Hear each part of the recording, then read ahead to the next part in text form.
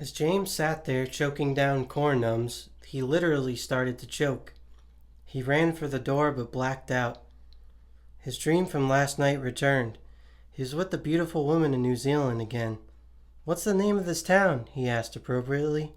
But before she could answer, his eyes were flooded with the black and white light of his room coming back into view. He awoke gasping for air and flailed around a bit. As luck would have it, a nearby volcanic eruption had knocked his table onto his back, which then knocked the food out of his throat. Brilliant.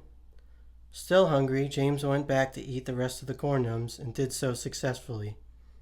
With only one moment of almost choking a little bit, like when it gets stuck in the back of your throat and takes a few minutes to get dislodged. Yeah, like that. I hate that shit. Away from death and feeling energized from the life-threatening food, James hatched the next part of his plan. He dressed up as Bertha and went to the streets to find another robot. "Help, I need to be fixed," he yelled at the closest robot in his best female impression.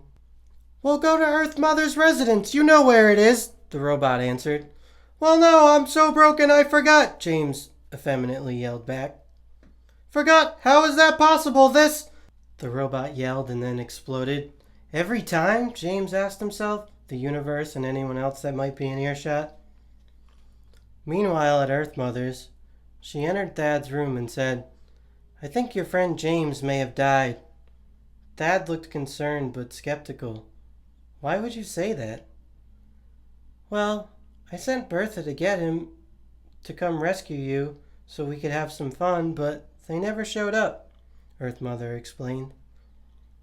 Thad would have continued the conversation had Earth Mother not shoved her crotch in his face. But she did shove her crotch in his face, so he assumed the position and fulfilled his duties. "It's a shame, really. It gets so boring being holed up in here all the time," Earth Mother overstated. Thad made noise that appeared to agree with her, but no one could really be sure. A robot entered the room and screamed, I'm sorry, the door wasn't locked." She threw her arms up as if to run out, and then made a fart noise and collapsed into pieces. Earth Mother climbed off Thad and began kicking the piece of the robot. "Why are you doing that?" Thad asked politely. "I've been in here for years by myself and these fucking robots always ruin everything. Here we are having a perfectly nice time and this thing farts and ruins the mood," she yelled while still kicking the pile of robot parts. Thad began laughing. So much so that he started farting himself. He couldn't help it. He was laughing that much. Earth Mother wasn't a big woman. She was around 4'11", dark hair, supple complexion. But when she looked angry, everyone knew it. And she looked so angry until the smell of Thad entered her nostrils. "Jesus!" she cried out. "What have you been eating?" Her anger was replaced with disgust, and she ran out of the room. Thad was caught up in one of the greatest laughs of his life, and so continued on, occasionally stopping to fart and start the laughing all over again. The robot corpse somehow farted again too, making the laughter seem like it could never end. Chapter 11. A Death. Thad's body was found in the room next to the robot's. He had literally died from laughing too much. Earth Mother exuded an incomprehensible level of sadness considering what she used Thad for. I mean, really, she didn't even know the guy's last name. In fact, we don't even know the guy's last name. It was Boniface, but because he died in such an amazing way, let's call him Thad the Rad. EM didn't know what to do. Sure, the robots could dispose of his body, but this was the most human interaction she'd had in years. She sat down and wrote a letter to James, hoping he wasn't also dead like she had previously told Thad. It read, "Dear James, please know that I didn't murder your friend. He had the greatest laugh of his life, and laughed so much that he passed. Gas at first, that's what started the laughter. A robot farted and collapsed into pieces. It was really a sight. But then Thad laughed so much that he farted, and he just kept laughing. I left because of the stench, and when I returned he was lifeless. I'm so sorry, James, to have to write this to you. Thad's death has really opened my eyes about things, and I'd love for you to come have a chat with me over tea. The known unknown, EM. To get to my house, take a left after the corner store.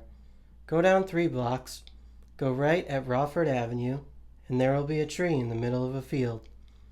There's a door on the tree. Knock 17 times and climb in, and an elevator will take you to my house. I look forward to seeing you. James read the letter with an air of confusion. The language in it seemed so much nicer than the previous interactions he had read with her. He had nothing else to do, so he sat off for her house. As he passed the corner store, James saw Jillian with a new guy. His stomach turned, and the sadness of his friend's recent death washed over him. James was in the middle of town, sobbing uncontrollably, so much so that he fell on the ground because it was hard to breathe. Jillian saw, and her new boyfriend suggested going over to help, but she pulled him into the bar appropriately named "One Day We Will All Forget. Until then, let's poison ourselves." Most of the lights on the bar sign had burned out, though, so it read as such: "Nay, we will age and piss ourselves." The comedy was lost on James as he remained crying on the sidewalk. At least he was gaining the ability to get his breath back. A robot came by and yelled, "Why are you on the ground? Did you forget how to walk?" James sadly reached his leg out and tripped the robot over. "Oh no! Now I've forgotten how to walk!" the robot screeched. Everything seemed fine for a literal 7 minutes, and then the robot suddenly exploded. No farts occurred, which was good because it would have reminded James of Thad's death, which he was already crying about. He eventually got up off the sidewalk and was amazed that no one but an exploded robot cared. A man out about town by himself, of course, that's why no one cared. How could the world look down upon him in this moment?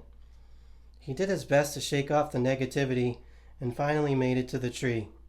17 knocks would change everything.